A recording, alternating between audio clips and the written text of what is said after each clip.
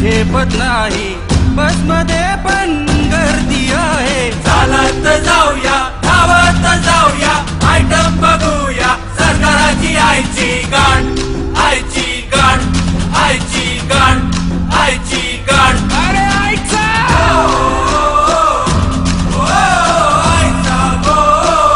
अरे आईचा